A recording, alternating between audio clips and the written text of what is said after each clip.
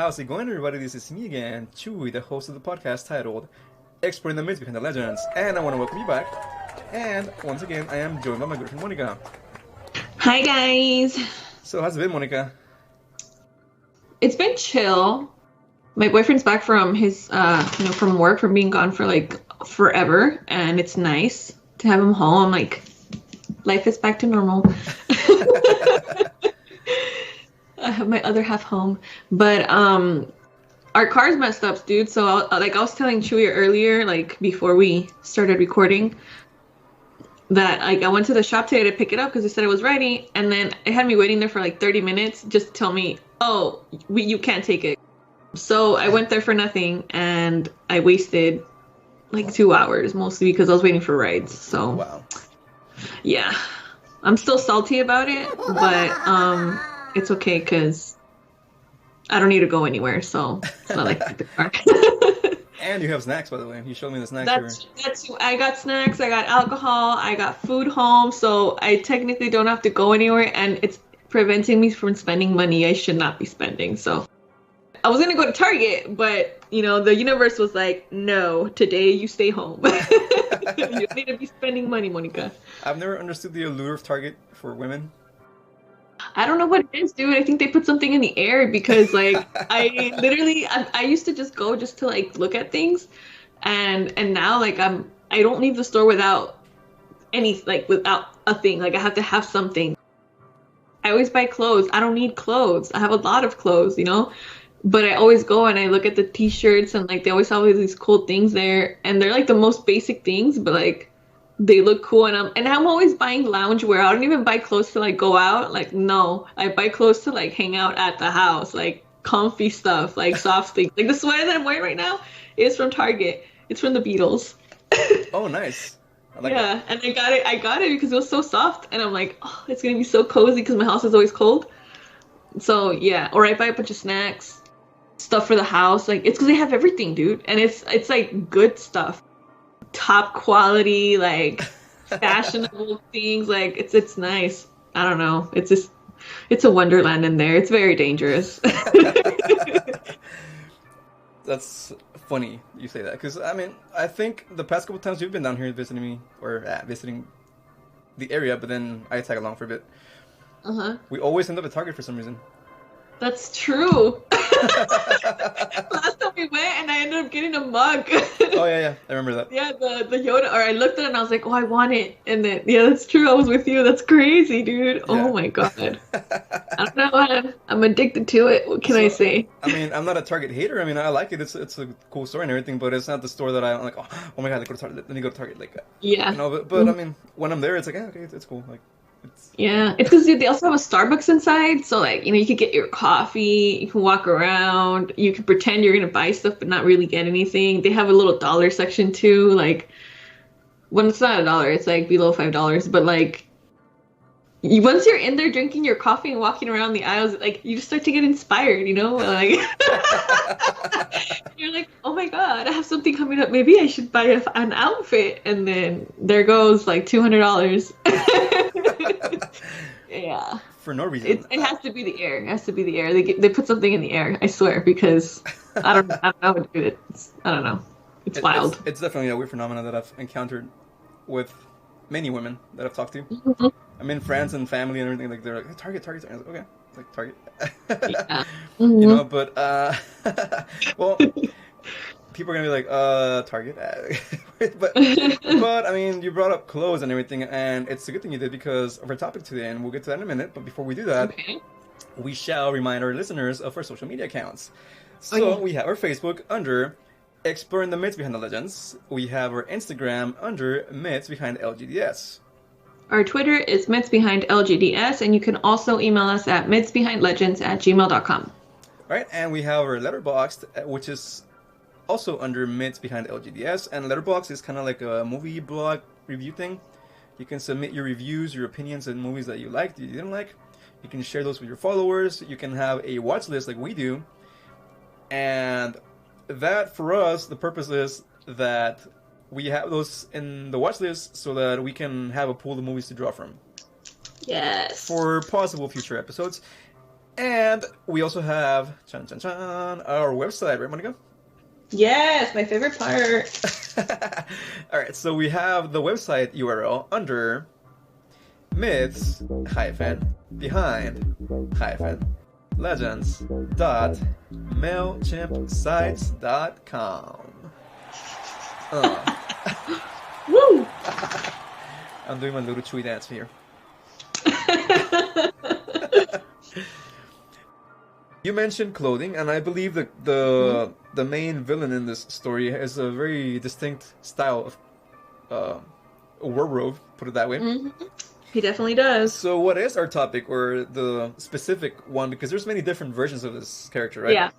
Yeah, this is Bram Stoker's Dracula from 1992. Chan, chan, chan. So, in a couple of sentences, just a quick overview. What do you think? I don't think I had ever seen this version of it. So it was like intense. I did not know this movie was 2 hours long. I was like, what? It was cool for, its time. The acting was very, very dramatic. I feel like this would have been really good in theater. It came off more like a playwright thing. And the cast, I hadn't seen those people in so long, and they look so good, It had my boy, Keanu Reeves. And then Winona Ryder, fucking coolest chick ever. And then we have Gary Oldman, who's very young in this movie. I was like, whoa, dude. At first, I didn't really recognize him because of, like, the facial hair. Uh-huh. And then, like, all the stuff that he had on his face, like the prosthetics or whatever, the makeup. But I was like, he looks really familiar. I've seen this actor before. Like, I think I know who it is. And yeah, it was Gary Oldman. And then what's his name? The other one. It's not Jack Nicholson. It's Anthony Hopkins. Anthony Hopkins. Yes, whatever. He was a priest, right? Yes, in the beginning. Mm-hmm. I knew it. I was like, he looks familiar. I like that they used the same actors for like different characters. Mm-hmm.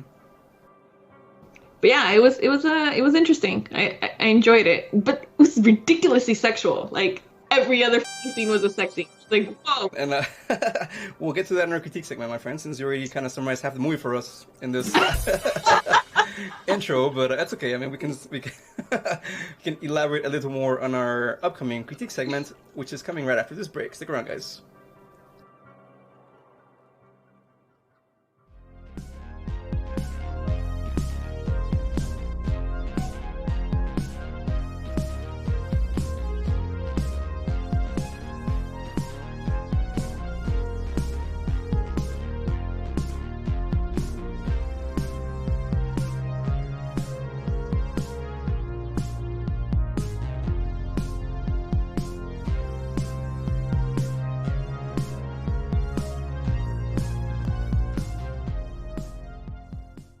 Okay, Monica, I'll turn the mic back to you in a minute here, but I wanted to mention something since I referred Gary Oldman's / Dracula's wardrobe to a Target connoisseur.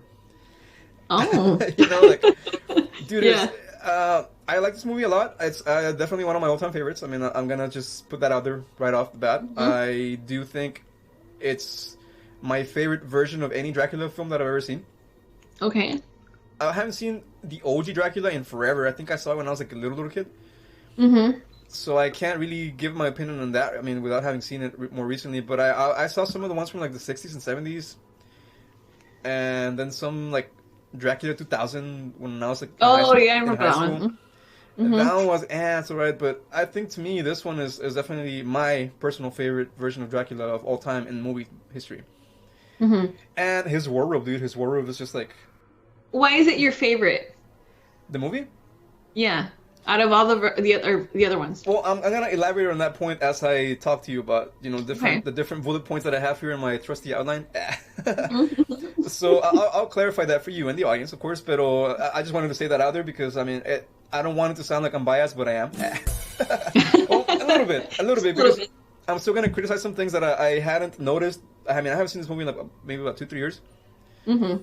Even though I own the DVD, but I still haven't seen it in a good while. But I noticed some things that I hadn't picked up before, and I was like, okay. So, having said that, it is one of my favorite things. And I do think there's some cringy things in there. For example, the transitions. Sometimes they do like little like weird effects. Like it looks like bad computer well, not computer graphics. It doesn't look like computer graphics. Photoshop or some shit. I don't know. Yeah, it looks like for example, they have like a peacock feather and then it turns into the sun. Or something like that, and it looks a little weird to me, and it doesn't necessarily look bad. It just looks like a little bit too weird and pretentious, maybe. Yeah. Some of the visual effects are a little weird. Like for example, when Keanu is riding in his carriage across Transylvania, and you see Dracula's eyes in the sunset, like. Yeah, it happens a lot. Like so he sees them, and then you can see them. Like the girl sees them when they're like in the little maze or whatever. Oh yeah. I didn't really get that, but yeah, and some of the scenes, like you mentioned, it looked more like a theatrical performance, and I think they kind of hammed it up a little bit too much in certain scenes. Yeah, Keanu Reeves, most of all, I think he was really criticized for this role when he was younger. I mean, even to this day, people think it's probably one of his worst roles ever, like worst performances in a role. Yeah, and I think he was still kind of riding off of the whole Bill and Ted persona. So it kind of sounds like a British surfer guy. It does, dude. In Victorian England, it's like, whoa, Dracula. Fuck us, man. It's like really forced, and like I noticed that every now and then you couldn't hear the British accent. It was like just American, English.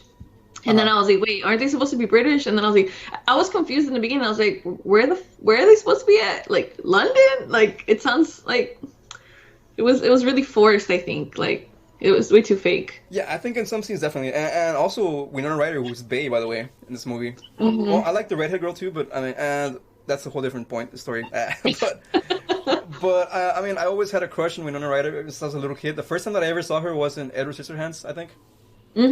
And she looked so pretty in that movie, and I fell in love like immediately. When I was like 7, when I saw that movie.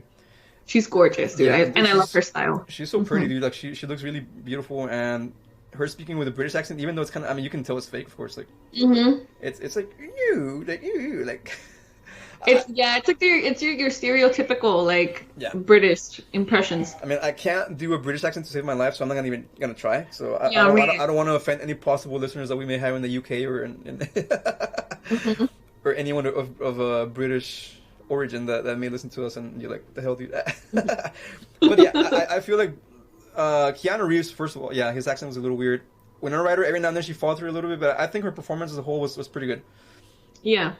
So, what do you think of the movie? Do you think it was like a throwback to the classic movies, or do you think it was trying to do its own thing? I don't even know what the original story for Dracula was, because there's been so many different versions of it that I don't even know. But like, I mean, they brought in Van Helsing and stuff. I feel like it was like an interesting take on all the other ones, all the other versions we've seen. I'm not too sure if some of the characters, I mean, I know some of them are in the book, and I haven't read the book, like, period, like, ever. But I've read the SparkNotes version. And I know some of the same characters are in the book. I don't think all of them are, but I think most of them are. I mean, and if I'm wrong, please, you guys have to correct me. But I think, personally, this is kind of like a throwback to the classic movies of the 30s, like the black and white ones. Okay. Because of the aesthetic, like the backgrounds, for example, I think a lot of the backgrounds in this movie are like paintings, or they're like a scene background. So it's not digitally concocted or made digitally. Like it's an actual painting or a drawing that somebody made, and it looks like the background, like the mountains, for example. Yeah. And that's what they had to do in the original movies way back in the day, because they couldn't afford to shoot it like in the middle of nowhere. Go on location to the middle of Romania or whatever to shoot the mountains. So what they had to do back then is they had to get somebody to make a painting that kind of looked like the mountains, the forest, and all that stuff. Or the city, maybe, in the background. And sometimes that's kind of what some of the scenes in this movie look like, a painting or a drawing. And it's a little easier to tell that that's the case because it's in color now. Yeah. Even though, can you believe this movie's already about 30 years old as of this moment? Yeah, dude, I'm like, it was literally made 2 years after I was born. It's a classic. Well, I was two when this movie came out. I was 8, dude. I remember being a little kid in Mexico, and you'd see the commercials because we had these things for you younger kids in the audience called video rental stores. Oh yeah, In like which Blockbuster. you would go to these mythical video rental stores, and you would have rows upon rows, or depending how big the store was, Yeah. of movies, the new releases, etc. The bigger ones in Mexico was called Videocentro, and they had promos for TV, like coming up, the new releases for next month, whatever, and they would do like little, and they had this really creepy narrator, The what? like a really creepy narrator, Oh. or a voiceover guy that would do the promotions, like. He had a weird voice like this, like I don't know, kind of like, Oh yeah. yeah. Remember.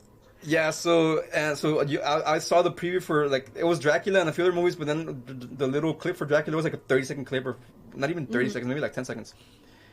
But dude, look, I was scared, and I was like, what the hell? What is this? Like, I didn't get to actually see the movie until I was about 11 or 12, maybe. Okay. But I thought it was pretty good even back then, and back then it was for different reasons,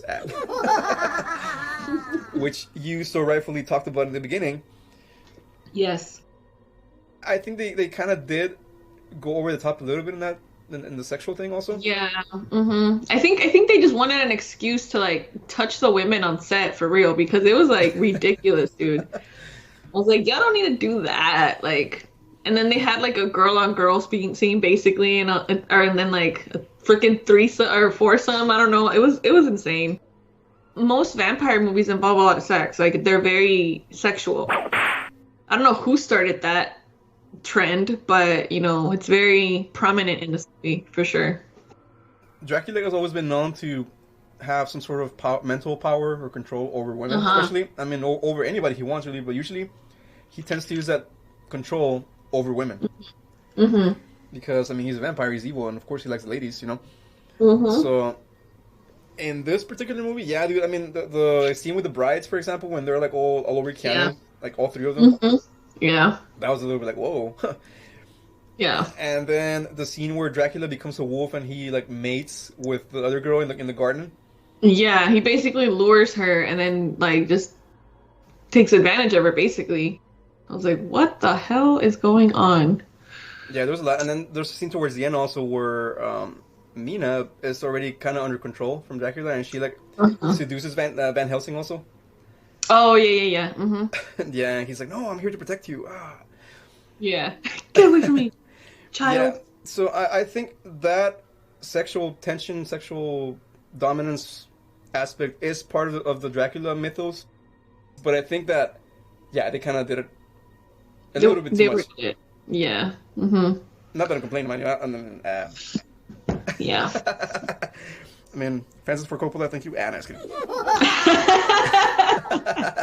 My young self is very grateful. My 12-year-old version of me thanks you, sir, for your visionary movie making. Yeah, but watching it now is definitely like, whoa, dude, that's a little bit over the top. But I mean, I think it still ties into the story, and Now, I wanted to ask you about Van Helsing. I thought he was weird AF, dude. Like, isn't that how he's supposed to be? He's portrayed like that in other movies or cartoons, even. Like, I think I've seen stories where he's like just in some he's a badass, and another versions he's like kind of a crazy person because like of what he believes. Like people already perceive him to be crazy, and he acts very eccentric. He's always been, I think, as far as I know, always meant to be some sort of like a middle-aged man, like 40s, 50s. Dude, that guy was not in his 40s. That guy was like 60s, bro. Back then, the actor Anthony Hopkins, I think he was around 50 years old. Damn. When this movie came out. So, but I always thought of Van Helsing as this like scholarly person, kind of like a very proper gentleman. But in this one, he's kind of like a drunk, kind of like I mean, you don't see him being drunk when he's drinking. He's kind of like you said, eccentric. Yeah. The way he teaches his classes, for example, and the way he knows a lot of these things, and they don't really explain that, but I guess because he's a scholar, you just have to assume he's collected all this knowledge on vampires over time. Yeah. From what sources? But somehow he like has all the inside scoop on Dracula and all the rules and like how to deal with them, how to kill them, what their powers are. He knows all these things. Yeah. But the one scene that stuck to me the most is like when he just gave a transfusion to Lucy, Oh yeah. to the redhead, right? Yeah. And everyone's all like, oh, whatever. And somewhere around that time frame, it might be a little bit after that, but he's like, okay, yeah, let's go beat Dracula, whatever. And he's like, oh wait, but I'm hungry. Let's go eat. Oh yeah, we can't do it on an empty stomach. I was like, what? I was like, let's go kill some vampires, guys. But wait, I want a hot dog. Yeah. Yeah, we need some fuel first. Let's go fuel up. Some chicken wangs here, but yeah. So to me, that was a little like okay, like a little weird. But in essence, I think he's the academic. Mm-hmm. He gets called upon by Dr. Seward for help. The doctor's like all stumped, like I don't know what's wrong with Lucy here. And what do you think about the hero posse? All the guys? Yeah. I mean, it was weird how they were introduced too, because like this girl, they're like her suitors, like Lucy's suitors or something, or like the only like eligible bachelors in the area. But then like in the beginning you see them and it's like, whatever. But then they show the other guy, he's like a mental health or like a psychiatrist or something. Uh-huh. I forgot what his name was. Seward. Jack Seward. It was Jack? Yeah. He's weird, dude. He's weird. And like when they show him working, why is he sweaty in a psych ward? Why does a psych ward look like it's hell? It's like somebody's worst nightmare. Like, I don't get the cages. I thought they were like the crazy people, but no, they're like the wardens of the guards, yeah. The guards, and they're wearing a freaking cube of metal on their heads. I'm like, why? You kind of deduce that he's kind of like an addict or something. Yeah. Like he's addicted to like, medication, and he's taking advantage of it. I don't know why he reminded me of like Jekyll, like Dr. Jekyll. Mm-hmm. Like he would have been like, yeah, he kind of reminded me. I thought that's what it was going to turn into. I don't know if that's in the same like universe, but I would need to read the book to see how they handle that part of, or if it's actually in the book or not. Yeah. But yeah, there was a scene where he's describing Renfield's, I guess, symptoms. Uh-huh. And you see him shoot up. Yeah. I'm thinking it's heroin. Dude, just out of nowhere. It's like, what the f*** is going on? I'm betting that it's heroin, because back then, I think heroin was discovered around the 1800s. Yeah, and they used it as a medicine, and then, yeah. Yeah, actually, they used heroin to, quote-unquote, cure opium addiction. Right, and it's a f***ing opiate. and it's worse. It's worse, yeah. Dude, I know, it's crazy. And then the other two guys, and one I just couldn't take serious because he came out in Princess Bride, so that's who I see now. Yeah. And he's got that goofy face, And then the other guy, the Texan with the accent and the freaking mustache. They all had mustaches, right? Except for the Jake guy. But yeah, it was an interesting crew. And then why did Keanu's hair turn gray? Because he was drained of his blood by the brides, my friend. He wasn't fully infected, quote-unquote, by the vampiric disease. Because he didn't drink their blood. Yeah, but he was still somehow affected by it. Yeah, I thought that was like, what the hell? Because at the very end, when Dracula is killed, his hair turns black again. Yeah, So I basically remember that. The curse or the illness is lifted because the master vampire or whatever, it's not alive anymore. Yeah, I mean, it was a pretty interesting crew of heroes, I guess.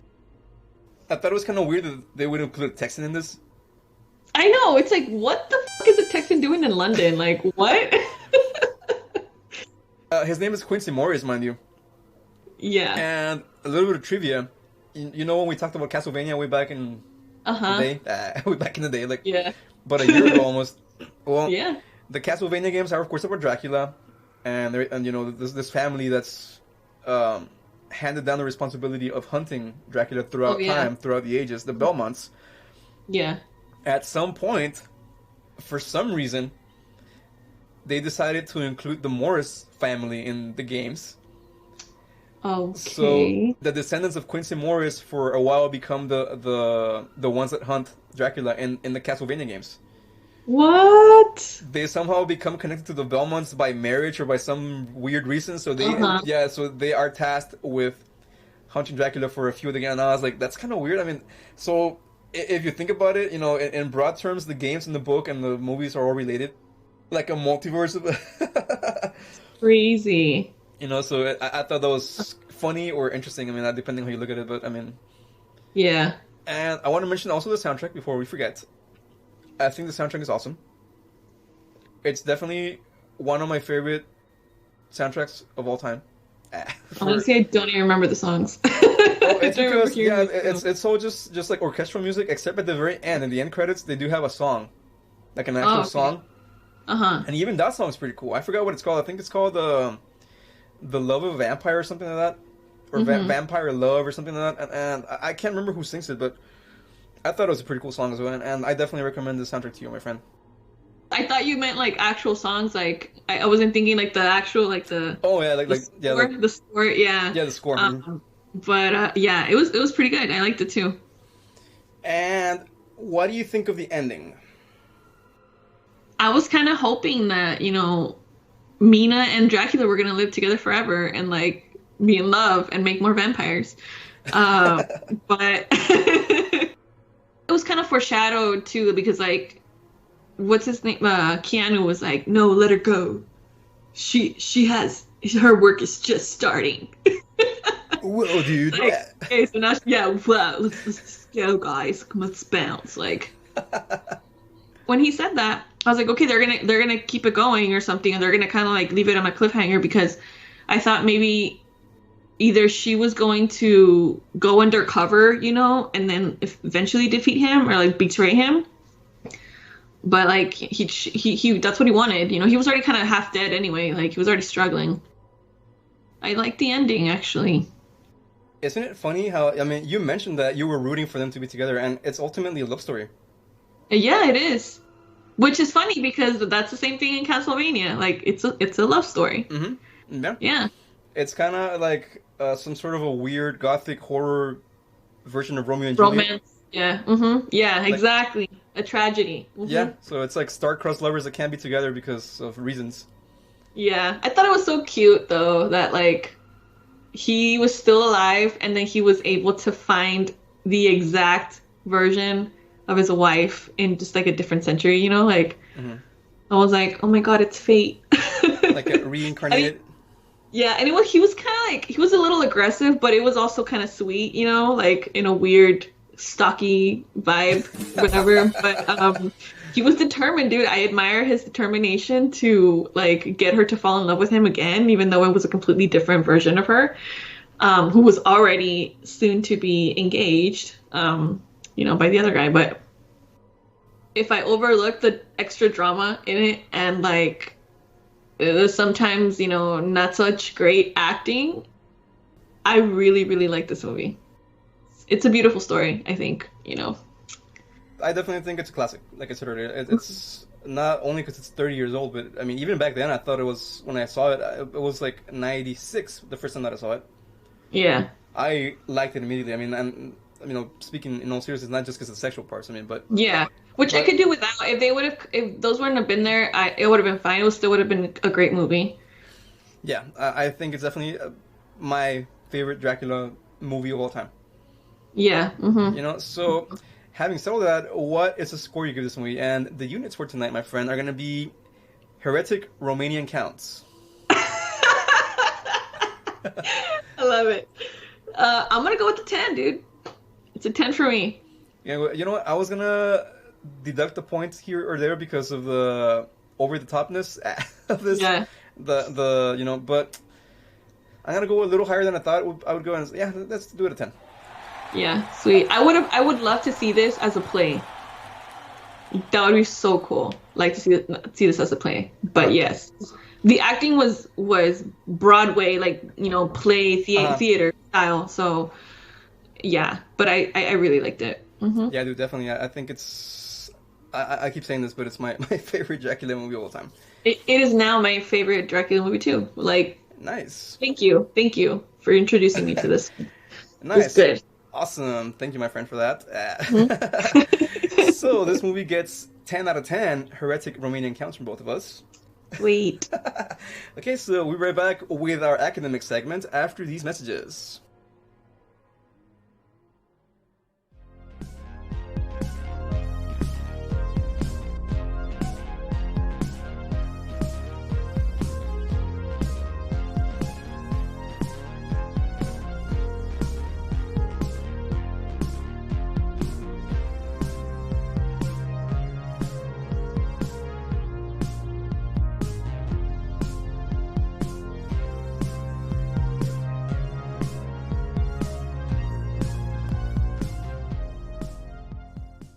Okay, everybody, so we have arrived at the academic segment in which Monica and I kind of connect the topic or the subject of a movie to quote-unquote real-life events.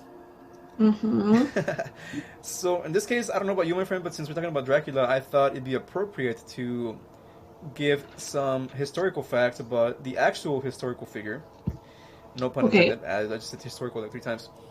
But, yes, the historical figure that inspired Bram Stoker to write his Dracula novel. Alright. None other than Mr. Vlad III, aka Dracula, or aka Vlad the Impaler. Yes. Mm-hmm. So, Vlad III, which is actually his official quote-unquote real name. Mm-hmm. Vlad III, because his father was Vlad II. No way. So, it is believed he was born in 1431, in which the region that is now considered to be Transylvania, in the country of Romania. Now, they don't really believe he lived there very long, or that he was around there, or that his castle was there for all intents and purposes. Uh-huh. That's kind of one of the, I guess, already differences between the historical figure and the movie one. Yeah, the movie one. That he didn't actually live in Transylvania like a lot. He was just kind of born around that area, but he didn't really live there or anything. So his father, like I mentioned, was the ruler of the region of Wallachia, which is mentioned in the Castlevania series, also in the games, too. Yeah.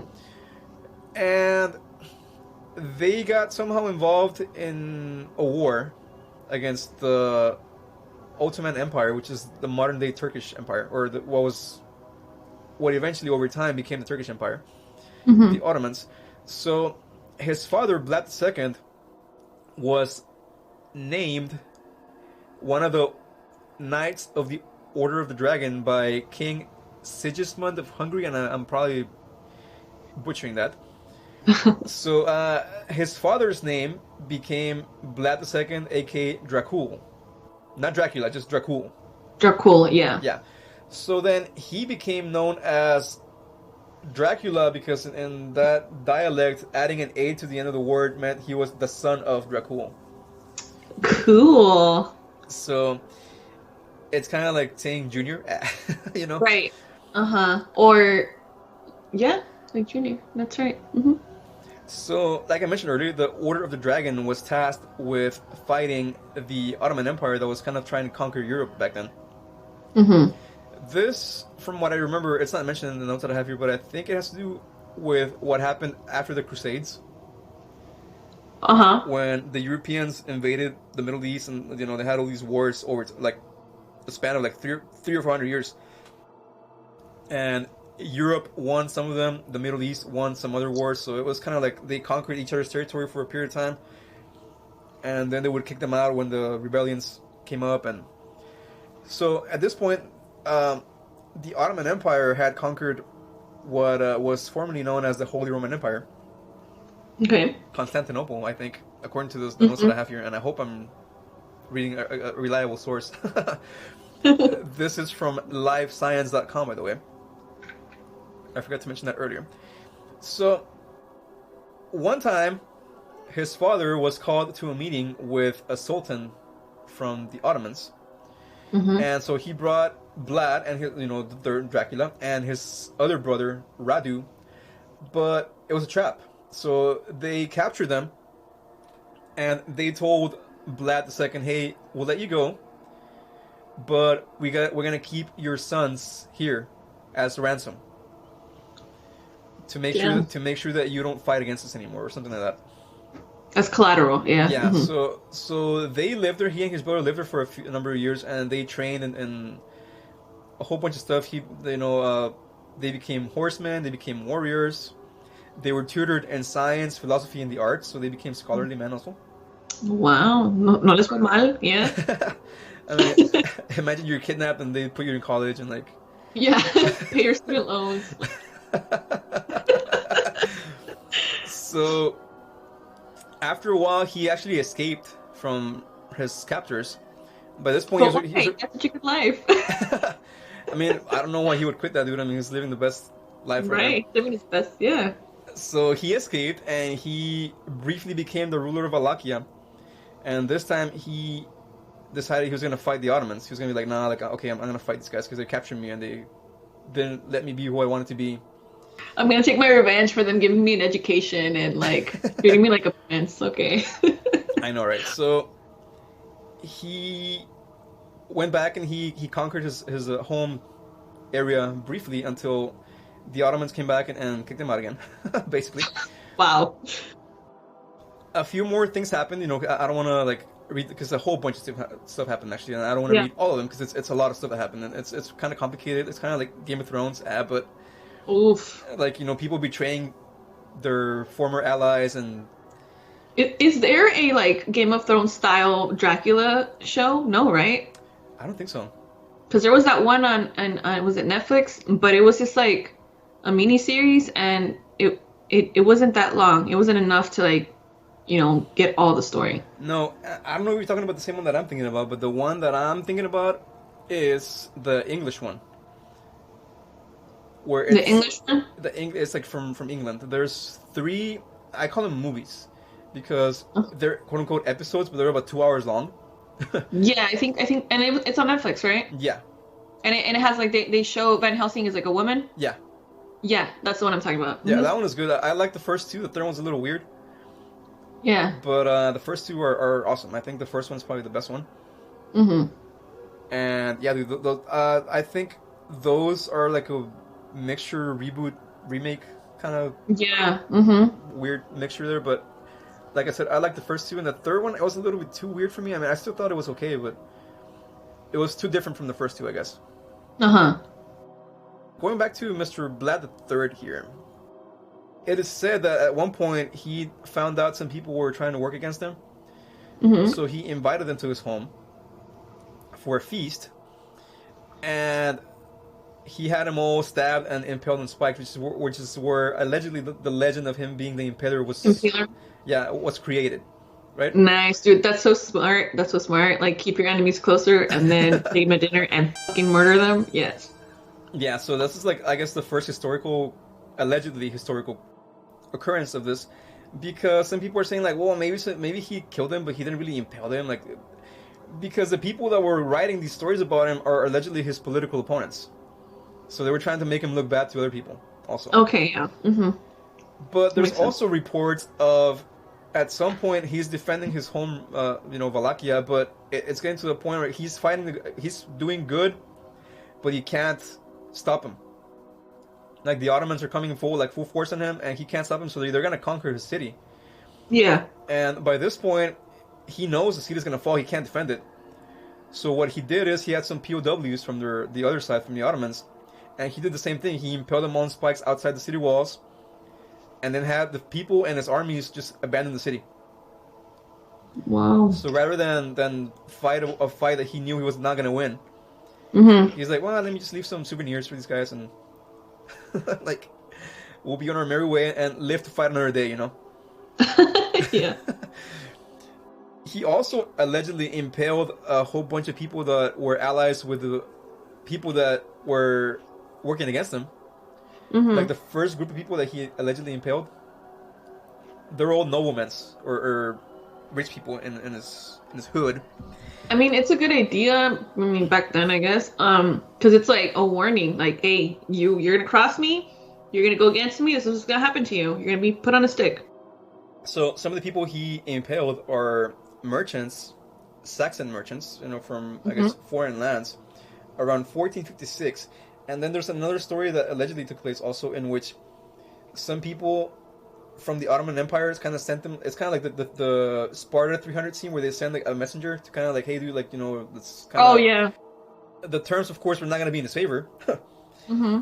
But what happened here supposedly is that he asked him to remove, because the Ottomans were Muslim, right? Mm-hmm. So according to their traditions, they had to wear their turbans, you know, their headdresses and stuff like that. And he asked them to remove them when they spoke to him, right? What? Because well, you're in my house, and I would like for you to like take that off, please, whatever. That's so disrespectful, though. What the hell? Well, the other people were like, well, no, dude, like this is our religion. We need to wear these. You know, this is what we are taught to do. Mm-hmm. So he's like, oh, okay. Well, you want to keep your turbans in your heads? Okay. So he impaled their heads with their turbans. Dude, damn, that freaking, like, what the hell, dude? That's like their thing. Like, that's their religion. That's their custom. Like, why are you gonna be rude about it? It kind of depends on the perspective you're taking on this. Right? Yeah. Which side you're on. So eventually, like I said, the Ottomans came to his city and they conquered it, and they followed him around. He actually went into self-exile into Hungary, which is the main kingdom or empire that was standing up against the Ottomans. Uh-huh. Because again, it goes back to the whole Christianity versus Muslim thing. Yeah. Right? And the Hungarian Empire was kind of like the one that was the flag bearing in this particular time period. Yeah. So he went there, Vlad III. He went to kind of, I guess, seek asylum in Hungary, you know, for a while. He was there for a while, and he kind of just was laying low. And then he gathered enough of an army to try and retake a city again. And he was successful. In 1476, he went back and he reclaimed the region of Wallachia, so he won that battle again. He recovered his homeland, his home turf. But also in 1476, it is when he was killed, because he was marching to another fight, and they ambushed him and his people, and they killed them all. Damn. So that was the sad end of Vlad III. You know, he was ambushed by some enemies. Damn, that sucks. And instead of like dying in a glorious battle, he died like, you know, in some like back alley of yeah, without honor, basically. Yeah. As far as the location of his grave, there's a couple of places where it's possibly located. One of which would be the monastery in Snagov. I'm sorry if I'm saying this wrong, but it's close to the city of Bucharest, which is in Romania. And then some other people claim that he is buried in a different monastery in the region of Comana.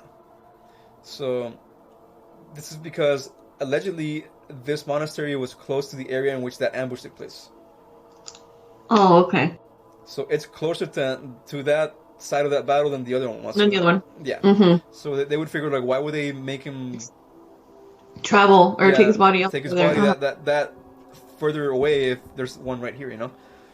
Unless there was like, oh, that's like a, you know, family freaking plot or whatever. Yeah, so I guess the Middle Ages, man, it's a savage period to live in. Yeah, that's intense. I mean, you're born into this like noble family, and your dad's a ruler, and or you know, not quite a king, I guess, but I guess the in power. And so he gets involved in this whole political intrigue, war, nationalities, empires against empires, religions, and all this stuff. And in the end, he just died like, like. Yeah, that sucks. Were you familiar with some of his historical stuff at all? A little bit, not that much. Honestly, I learned a lot of it from Castlevania. Like, and I know I've heard of like Vlad the Impaler too. I remember reading about him. I don't know if it was like, I don't know where, but I know I've read about it. But not everything that you told me. So it's like, it's a very interesting story. And just like the way everything happened, it's crazy. Like you said, like he got kidnapped, was given everything, but still they were his captors.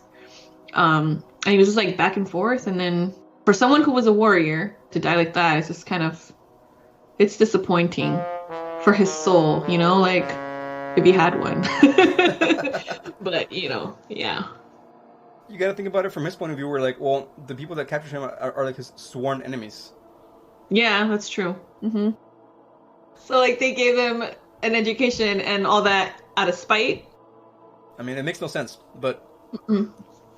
because I guess they did it so that his father still kind of went along to with their purposes. Okay, yeah, that makes Because sense. if they tortured him, then he would have been that much more eager to go back and get him back with an army or something. That's true. Hmm. So I guess they might have been treating him as like not a servant, but like a second class citizen or something. I mean, I guess, Hmm. and that is why he grew resentful over the time he was there because he figures like, well, dude, you guys are my enemies, and you're. I guess maybe he thought they were making fun of him in some way, or Yeah, and he's like, I was supposed to be a freaking prince, dude. Like, what the yeah. hell? All right, my friends. So you have any other comments or questions on this Vlad the Third character? No, very interesting. Very fascinating story. I wish I would have learned more in school. Like, these are the type of people I want to be learning about, you know? Not George Washington. Who gives a about George Washington? Talk to me about these dudes.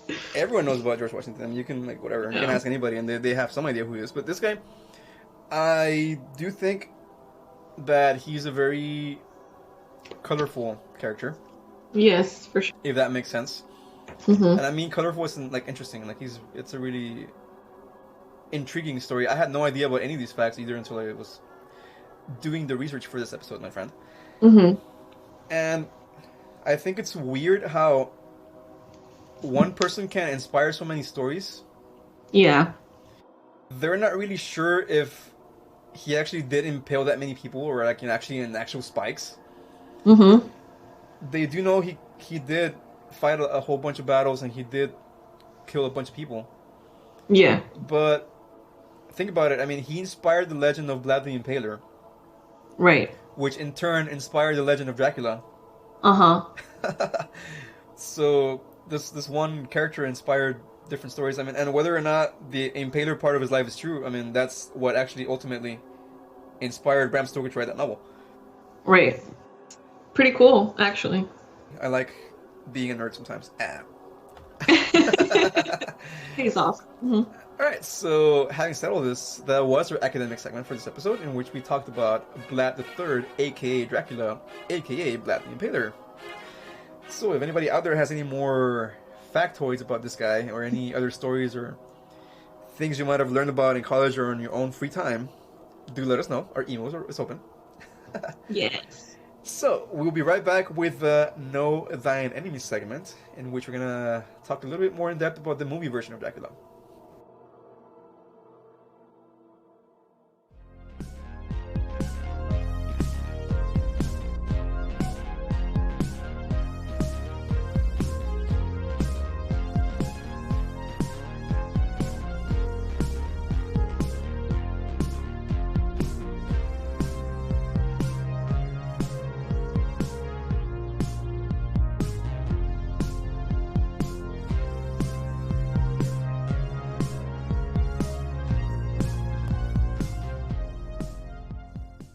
Okay, Monica, and the audience, we have reached the Know Thine Enemy segment, in which we talk about the main villain of the movie or show or whatever the case is that we're analyzing, and we go a little bit more in depth as to what their motivations are, their goals, backstory, etc. Right, my friend? Yes, sir. All right, so who is the enemy in this film? Dracula, duh. Chan, chan, chan. No way. No. Si no me dices, no me doy cuenta, way. Way. That's another thing that we would say when I was a little kid. That is kind of Yeah. like, si no me dices, no me doy cuenta, way. So, oh. It's like, okay, Captain Obvious. So Dracula, Count Dracula, his classification under our bulletproof, academically approved in many prestigious universities in the near future, hopefully. For sure. in, in their film stories courses. Classification system that I devised here for the purposes of this podcast, but he would fall under the intelligent one's human category. And this means that he was a human being at some point, like a regular human being. Mm-hmm. for some reason he became a non-human being, and he still retains his intelligence. He still reasons, he talks, he thinks, he has feelings.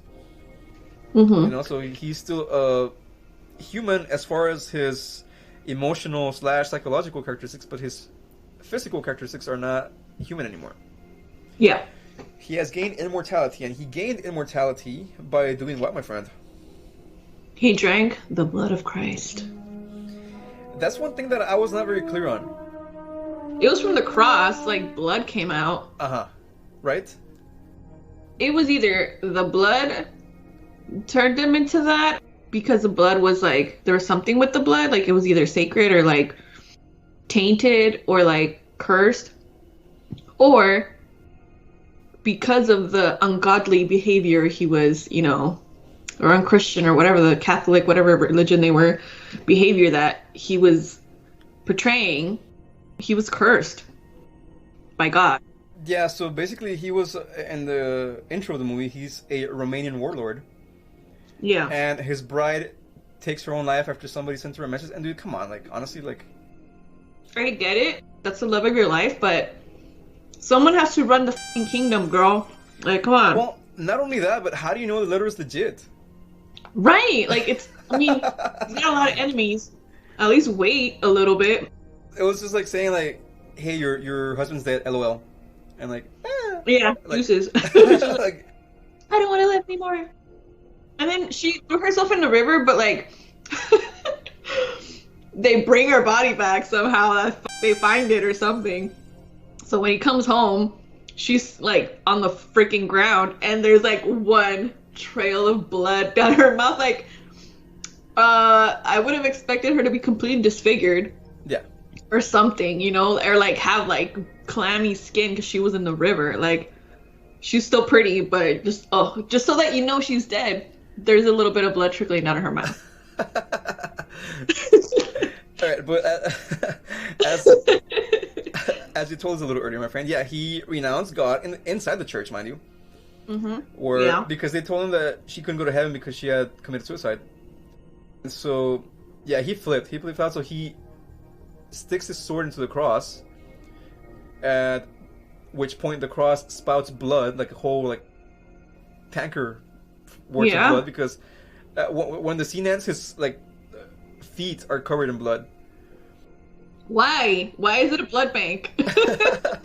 Well, I don't think it was that. I think it was like I said a little earlier, that he was committing such a grave or blasphemous act, yeah, and inside the actual church that this blood manifested itself somehow as his hatred or something. I don't know. I'm just shooting in the dark here. But so his motivation or goal, he wanted to terrorize humanity as vengeance for not being able to spend life with his bride, with whom he also wants to reunite. Mm-hmm. I think his whole thing was that he wanted to be able to be with her. Yeah. And he couldn't. How do you know that Dracula is around in this movie? What are some of the hints? Hints? I mean, in the beginning I thought he died, because it was like, 4 centuries later, and I was like, okay, so what the hell? Because the other guy didn't look like him, the crazy guy, because I thought maybe that was him. But like, he says he's made preparations, so like, something's going on. And then in the beginning, when they're sending Keanu to his little assignment, they mention who he's going to, and it's like, oh, so he's been in the castle all along. And yeah, I mean, what did you mean exactly?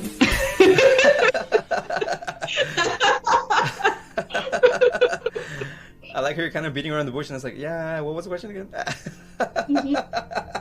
Well, basically, like, you know, he's around, or I thought that I noticed these things. It's that animals went crazy. Oh, like, that. Okay, like, yeah. You would see, like, he's in the vicinity. Yeah, you would see the animals kind of like acting a little crazy, or like, I guess out of fear. Wild. Uh-huh. Yeah, you would see like this eerie mist kind of, or like this weird like point of view shot would have like, that was him like either flying or whatever he was doing. Oh yeah. Mm-hmm.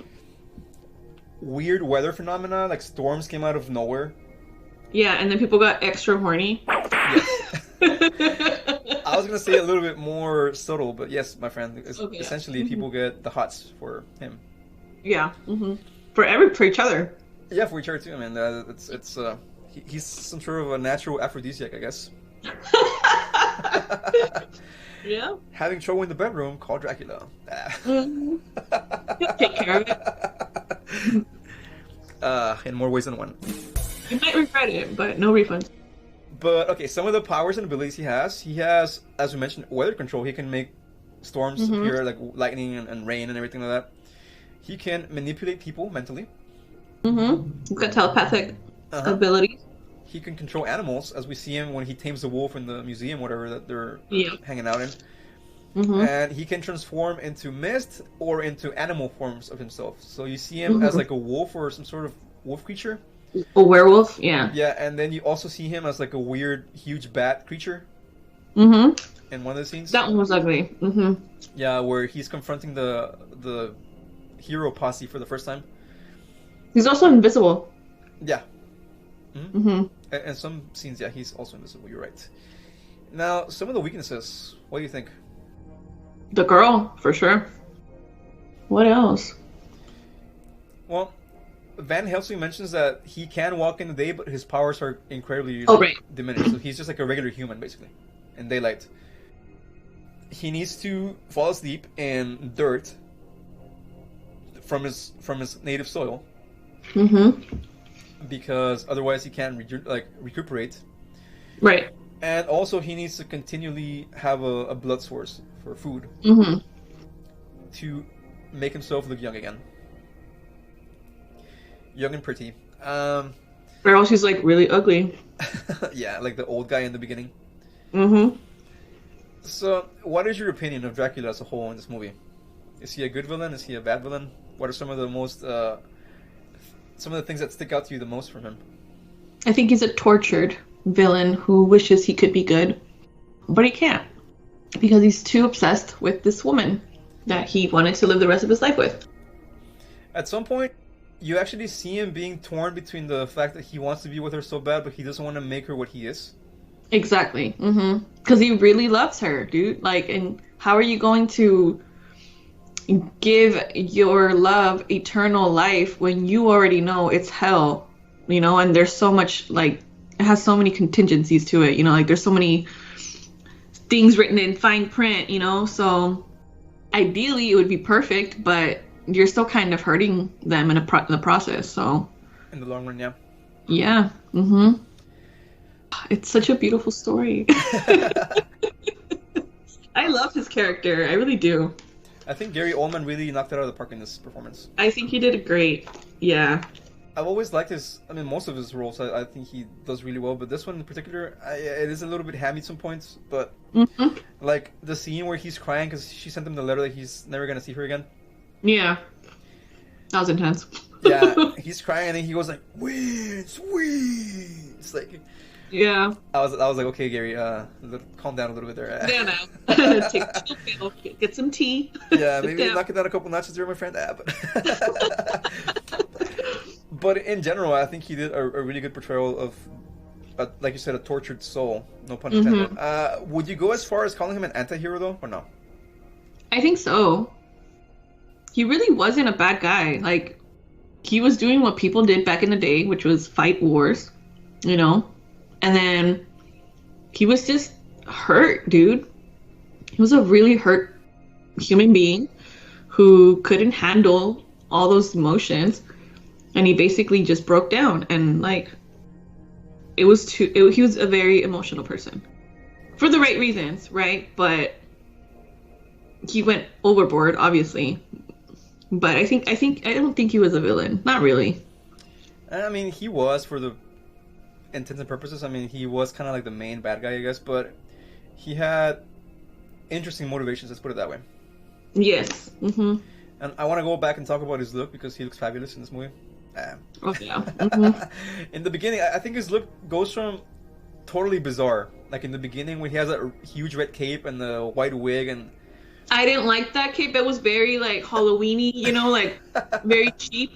And then it started to get better. Yeah, so it goes from that like completely weird left field appearance And I'm sure he got that cape at Target, by the way. Right. I would have thought he would have worn velvet, not silk, weird cheap silk. Mm-hmm. Oh, and his shadow, dude. His shadow's a little, like, it kind of has its own little life. Yeah. Yeah. It moves on its own accord, kind of. Yeah. But then he starts with that weird outfit, and then he goes into, like, pimp mode. Yeah. Because he has, when he's walking in the streets of London, he's got this, like, badass gray suit with, like, the blue sunglasses. Oh, I love those glasses. They're so nice. I was like, damn. I'm like, hashtag goals for my wardrobe, my friend. I want to get a suit like that and blue sunglasses and just kind of... Those glasses were just, that's what did it for me. I was like, whoa, that's pretty hot. I see you, Gary Oldman. Yeah, so he went from like 0 to 10, I think. Exactly. In the wardrobe department. Yeah. Mm-hmm. So, I think that as a character, he's the most powerful as he consumes blood. Yeah. Because he's able to rejuvenate himself to make himself look younger, and he gets stronger. Mm-hmm. Ultimately, I think he, again, is kind of like a weird villain, not villain hybrid. Tragically, he just wanted his girlfriend back, dude. I would turn into a vampire too if I lost the love of my life. Like, what else are you gonna do? At that point, like, they just had each other. What else is he gonna live for? And then she was like perfect for him. He was everything he ever wanted. He got to marry that, and then she's taken away from him. Like, nah, bro, I would lose my shit too. I get it. I totally get it. Well, but think about it this way: he can't be with her in life because she's dead now. Well, yeah, but I mean, if he can't be with her, I would wreak havoc all over the world. Yeah, but okay. Especially if they did me wrong. Like what that. I'm getting to is he also can't be with her in the afterlife because she can't enter into heaven. Yeah. Mm-hmm. Because of her actions. Mm-hmm. So he decides to live forever. It's kind of a big emotional load on somebody, don't you think? Yeah. Because if he had died as a human, like in the Middle Ages, I guess, the 1400s, mm-hmm. in this movie, he would have, I guess, in some way or another gone to heaven because he was fighting for God, Yeah. In these wars, I mean, he killed a lot of people, but I guess, it's in the name of God, so he's going to heaven. Yeah, but if she's not there, what's the point? But he can't be with her on Earth either, because she's dead. Exactly. That's what I'm saying. Like, if she's not there, then what the hell do I go to heaven for? For what? ¿Pa qué? I don't want to be there if she's not there. Like, I get it. I'll be damned. I don't give a shit. Like, if I can't see her again, like, there's no point in dying because I'm never going to see her again. Like, yeah. But he did see her, huh? Well, yeah. He got lucky. She reincarnated in Mina. Yep. So, how many skulls on the scare meter do you give Dracula, my friend, as a villain? As a villain, I'm gonna go with like an 8, just because I don't really consider him a villain. I know he did bad things, but I understand where I came from. I empathize. Well, I'm gonna go with a 9 for this. Okay. So, your 8 and my 9 give an 8.5 out of 10 skulls on the scare meter, my friend. Mm-hmm. So, sweet. Any final comments on Dracula? Such a beautiful character, such a beautiful story. That's all I have to say. I agree with you. So, that was our Know That Enemy segment, in which we went over Dracula's motivations, goals, backstory, etc. And we will be right back with closing remarks for our episode after these messages. Don't go anywhere.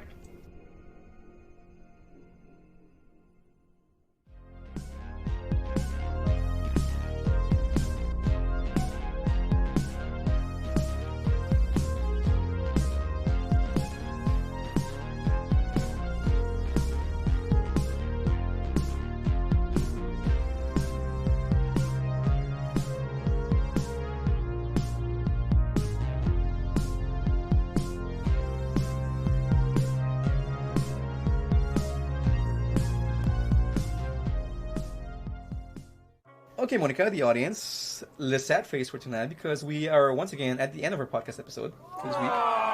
No. We're having so much fun, dude. I like this episode a lot. Mm-hmm. Me too. We're doing a good movie for a change after doing like some weird ones in the past few episodes. Mm-hmm. This is a really good classic one. Yeah, last one we did was Insidious, and that one was good. But I mean, we had done movies like Cam and Wishmaster, and I was like, ugh, dude, like we need something good. This is a classic story, and the storytelling was great. It's nice to go back to those every once in a while. I think so, my friends. So I want to thank everyone that's been listening in today. If it's the first time you're here, thank you very much. If it's the many, many times you've been here, Thank you, repeat customer. yeah, thank you for being a member of the EMBL squad. Mm-hmm. So, shoutouts, Monica. I'm gonna let you go first because I have quite a few this time. But do you have any shoutouts tonight? And I had one, but my brain isn't working right now. So, still shout out to whoever it was that I was going to say. You won't know it, but I appreciate you. All right, awesome. So, anonymous shout out person, this one goes out to you.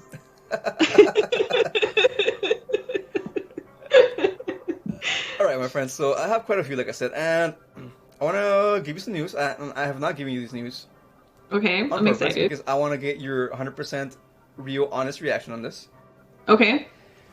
So, what was our goal for Twitter for this month? Was it like 300 or something? 300 followers, right? Yes. Guess how many we are at as of May 1st, 2021? 300, a little over 300? Well, yeah, we're at 306. Nice! Yay! 306 followers, my friend. How do you feel about that? Awesome. Thank you, guys. You're the best. And to celebrate it, I actually photoshopped our EMBO logo into the poster for 300, the movie. Nice. So it's Leonidas' body with our logo as his face.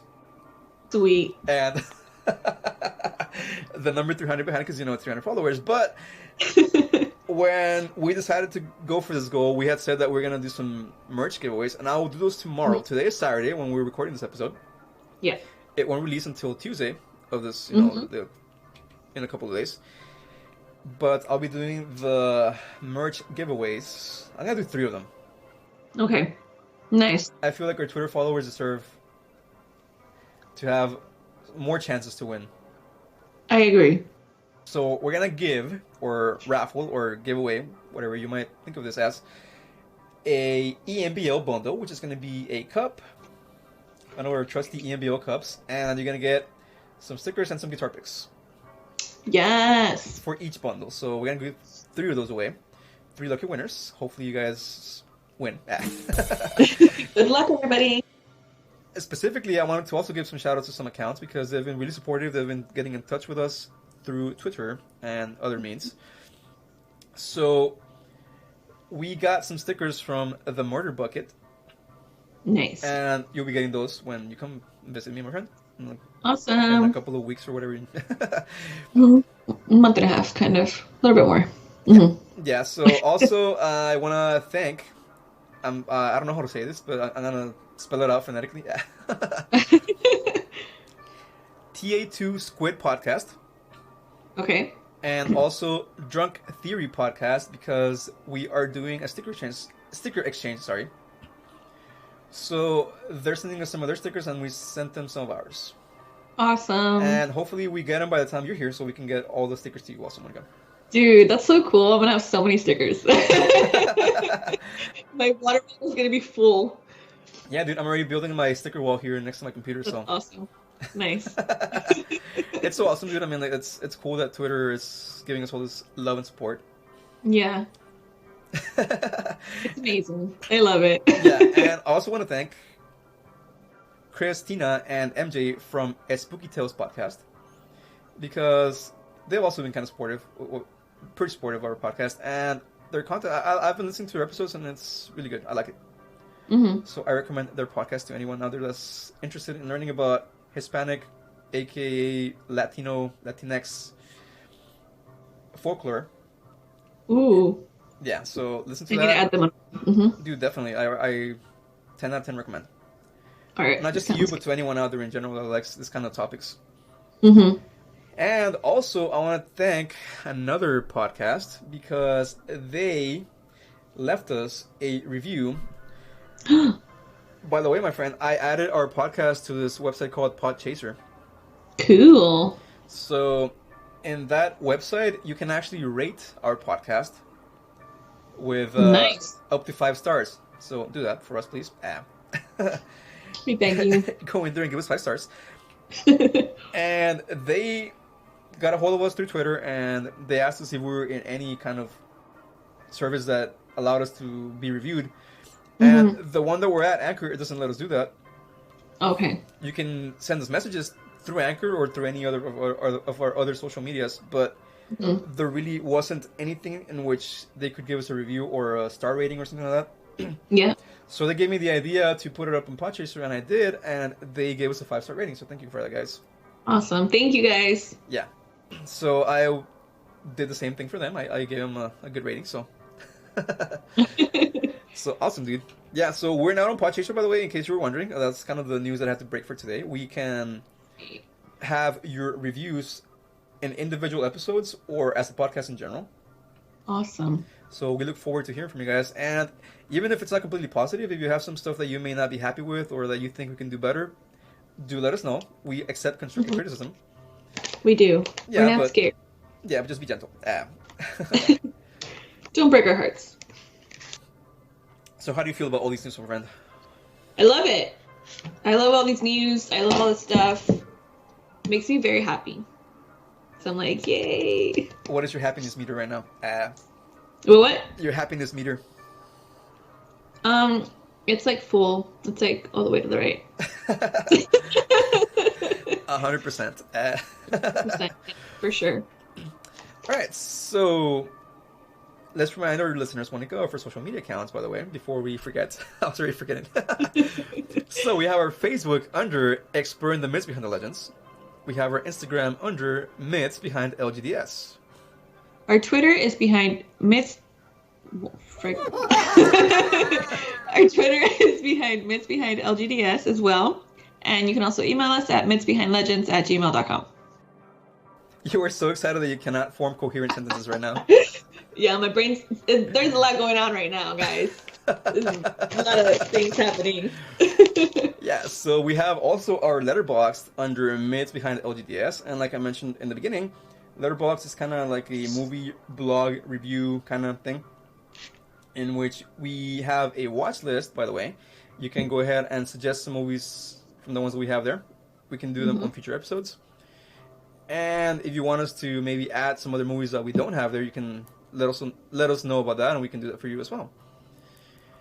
And Monica's favorite part of the entire podcast episode. Yes. Yeah.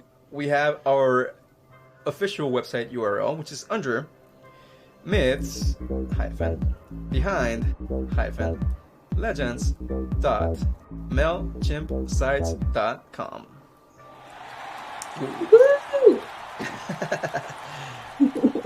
So, my friend, what is our topic for the next episode? Let's just say that someone got a bundle of joy that they did not expect to be as challenging.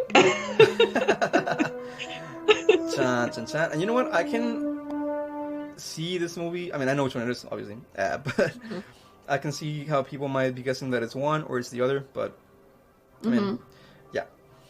That's a very interesting way of putting it. Okay.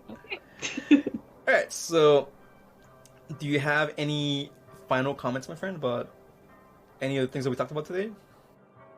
I wish I would have seen this when I was younger to really appreciate the, special effects and stuff. Because now they're just very silly, but it was a really good movie. I really liked it. I'm going to say I loved it, actually. Yes, thank you, my friend. Yeah. Mm-hmm. So that was one of my picks, by the way, guys. Yes, so thanks to Chewy for picking a really good movie. Reminder to the audience, this movie got 10 out of 10 heretic Romanian counts from us. Yep. So this definitely gets the EMBL stamp of approval, guys. I want to wish everybody that's been listening in a great morning, evening, sunrise, sunset, Vampire Weekend. Ah, that's a band, right? Isn't that a band? Yeah. Vampire Weekend. It is actually. Yeah. Whatever you guys are up to, be good to yourselves, to each other, and we'll see you on the next one. Until then, have a good one. Bye.